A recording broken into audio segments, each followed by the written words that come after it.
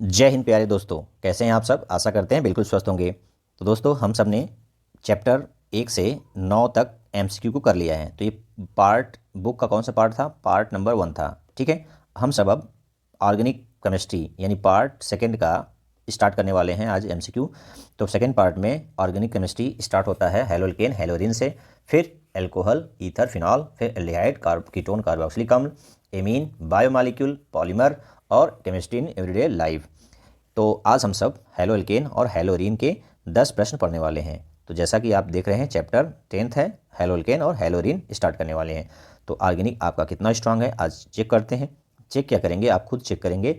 चलिए, तो पहला प्रश्न आपकी स्क्रीन पर ये रहा। निम्नलिखित एल्कोहलों की हैलोजन अम्लों के साथ अभिक्रियाशीलता का क्रम होगा। क्या क्रम होगा? तो कौन कौन से एल्कोहल है, ये ऑप्शन दिया गया है। ए में दिया है प्राइमरी एल्कोहल, 2 में दिया है द्वितीयक एल्कोहल, 3 में तृतीयक एल्कोहल। तो यानी प्राथमिक, द्वितीयक, तृतीयक। तो प्राथमिक कैसे हम इसको कह रहे हैं, किस आधार पर? तो आप जानते हैं, जिस कार्बन से, थोड़ा बड़ा किसको कर दें, ये देखिए, जिस कार्बन से OH डायरेक्टली बॉन्डेड है उस कार्बन से कितने कार्बन डायरेक्ट जुड़ा हुआ है। तो इसमें कितने कार्बन जुड़ा है? एक। तो 1 डिग्री कहलाएगा यानी प्राथमिक। और जिस कार्बन से OH जुड़ा है उस कार्बन से कितने कार्बन है? एक। देखिए यहाँ जुड़ा है, देखिए वहाँ जुड़ा है डायरेक्ट, तो द्वितीयक कार्बन हो गया, द्वितीयक एल्कोहल हो गया। उसी तरह से यहाँ पर देखेंगे तो इस कार्बन से, जिस कार्बन से OH बॉन्डेड है उस कार्बन से 1 2 3 3 कार्बन डायरेक्ट जुड़े हैं, तो ये तृतीयक एल्कोहल।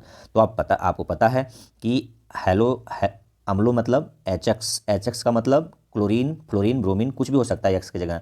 तो उनके साथ यदि अल्कोहल को क्रिया कराते हैं तो एल्किल हैलाइड देता है। तो क्रियाशीलता का यहाँ क्रम पूछ रहा है।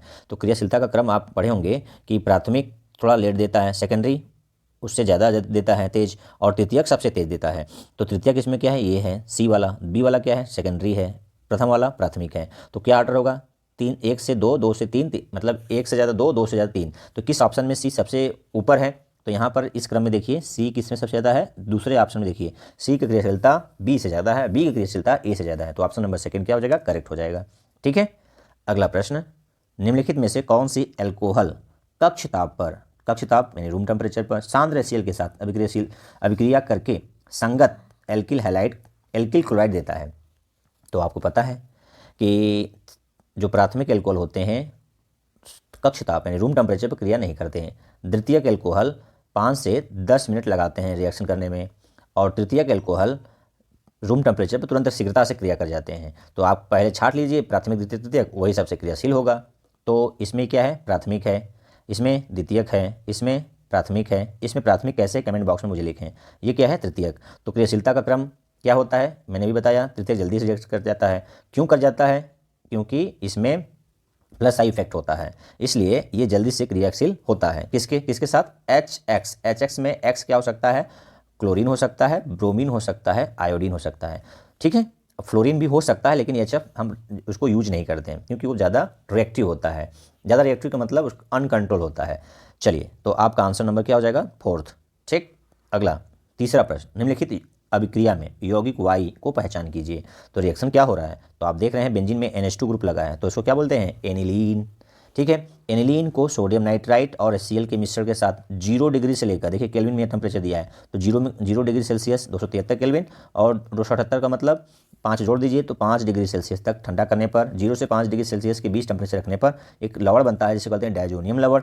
उस लवण को क्यूप्रस क्लोराइड के साथ अभिक्रिया कराते हैं तो Y दे रहा है, नाइट्रोजन गैस लिबरेट हो रहा है। ये बहुत फेमस रिएक्शन है। इस रिएक्शन का आपका नाम बताना है कि आप ये कौन सी अभिक्रिया है।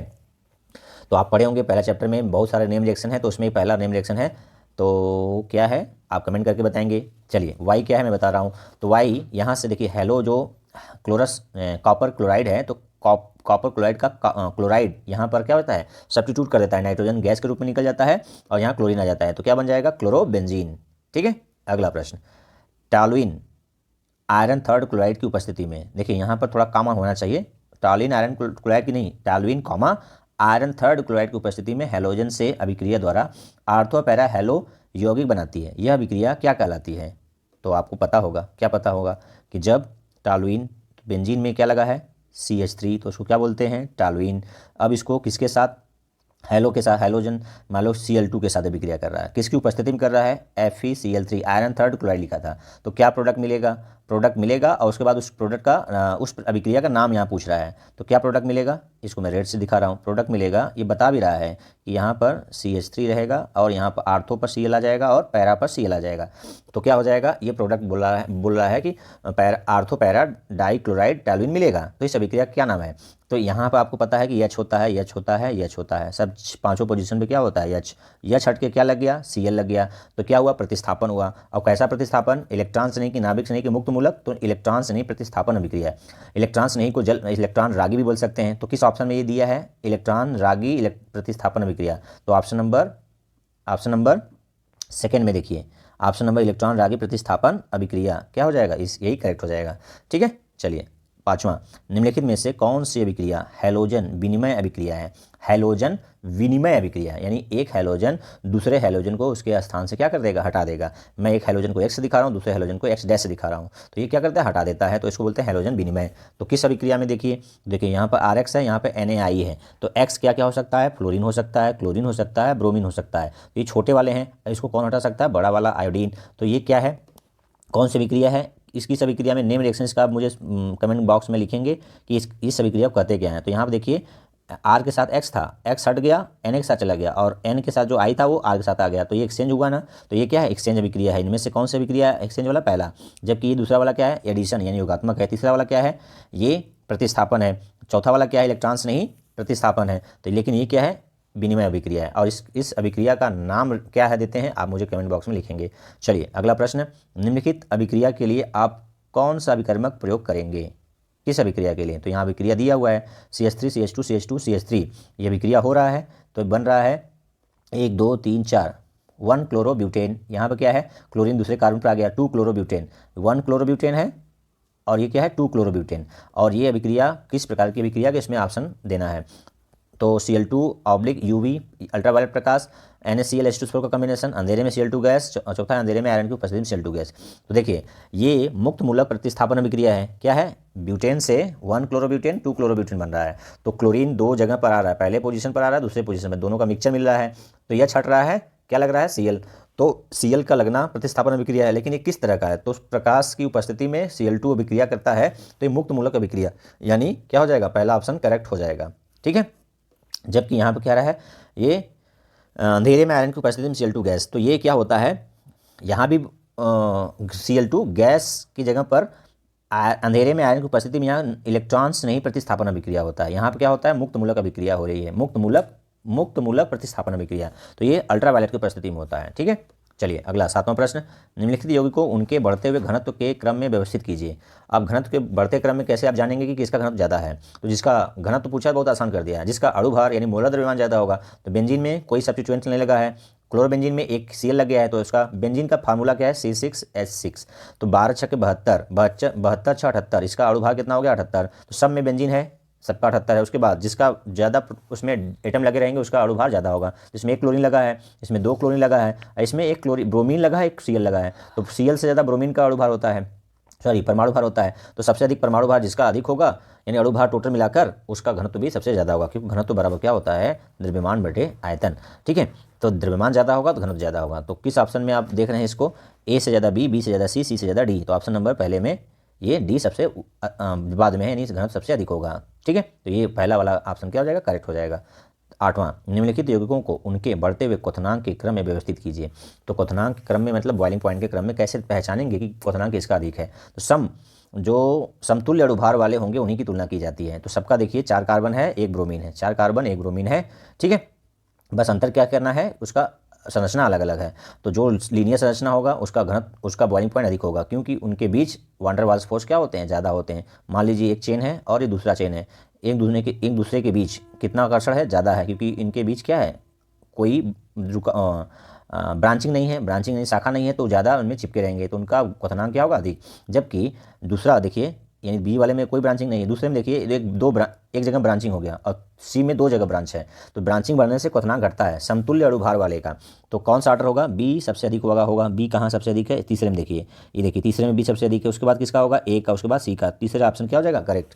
कंसेप्ट के साथ जाइए, आपको कोई दिक्कत नहीं होगा। अगला, निम्नलिखित में से किस अणु में तारांकित स्टार कार्बन परमाणु असममित है? असममित कार्बन को क्या बोलते हैं? Chiral carbon. कीरल पढ़ते हैं कुछ लोग, कायरल पढ़ते हैं, कायरल कार्बन। तो उसको क्या लगाते हैं? स्टार लगाते हैं, तारांकित करते हैं। तो यहाँ पर ABCD 4 दिया है, उसके बाद उसमें से ऑप्शन बनाया कॉम्बिनेशन। तो देखिए कायरल कार्बन क्या होते हैं? जिसकी चारों संयोजकताएं अलग अलग परमाणु या समूह द्वारा संतुष्ट होती हैं। तो देखिए मैंने ABC लगाया और कार्बन को तारांकित किया, तो यहाँ पर चारों तरफ क्या है? अलग अलग होना चाहिए। एक तरफ A है तो दूसरी तरफ B है तो दूसरी तरफ C है, D। यहाँ ABCD ग्रुप या परमाणु को व्यक्त कर रहा है। तो देखिए ऐसा कौन सा है? तो ये देखिए A वाला, देखिए एक तरफ H है, Cl है, Br है, I है, चारों अलग अलग हो गया, मतलब इसमें कायरल कार्बन है। बी में देखिए D है, Cl है, Br है, I, इसमें भी चारों तरफ डिफरेंट है, तो ये भी है, ये भी है, A भी है, B भी है। C देखिए, C में इधर OH है, इधर H है, इधर CH3, इधर C2H5, तो 4 डिफरेंट एटम हो या ग्रुप हो गए, ये भी है। चौथा देखिए डी में इधर H है, इधर H, दो समान हो गए तो नहीं होगा, चारों डिफरेंट होना चाहिए, तो ये नहीं है। इसको छोड़कर जिस कॉम्बिनेशन में ABCD है वो सब हो जाएंगे। तो पहले में चारों दे दिया है तो ये नहीं होगा। दूसरा देखिए ABC, दूसरा ऑप्शन क्या होगा? करेक्ट हो जाएगा। और थर्ड में देखिए BCD दे दिया, D वाला जिसमें होगा वो नहीं होगा, तो ऑप्शन नंबर सेकंड क्या हो जाएगा? करेक्ट हो जाएगा। अगला 10वां प्रश्न, निम्नलिखित में से कौन सी संरचना नीचे दिए अणु A का प्रतिबिंब रूप है? तो A कोई यौगिक है, उसका प्रतिबिंब रूप पूछा है चारों में से। तो A में देखिए, B देखिए, C देखिए और D देखिए। तो देखिए ये क्या है? जो वेज लाइन स्ट्रक्चर है, जो इसमें ये सॉलिड जो ऐसा होता है, ये सॉलिड वाला वो क्या होता है? ऊपर, यानी टू द ऑब्जर्वर, आँख के पास होता है। ये जो वेज सॉलिड होता है उसको बोलते हैं सॉलिड वेज, और ये नज़दीक होता है किसके? देखने वाले के पास। और जो ऐसा होता है डॉट डॉट वाला, ठीक है, फिर से देखिए, जो ऐसा होता है सॉलिड, थोड़ा मोटा कर दें आपको, ये वाला जो ये ब्रोमीन जिसके साथ जुड़ा है, यानी ऐसे वाला, वो क्या होता है? सॉलिड वेज कहते हैं उसको। क्या कहते हैं? Solid wedge. और ये क्या होता है? ऑब्जर्वर के पास। और जबकि ऐसा जो होता है, पहले बड़ा फिर छोटा फिर छोटा फिर टावर जैसा, यानी सिग्नल जो मोबाइल में होता है उस तरह से, उसको बोलते हैं डैश वेज। तो डैश वेज दूर होता है, सॉलिड वेज पास होता है, ठीक है। अब इसमें प्रतिबिंब रूप पूछा किसका होगा? किसका होगा?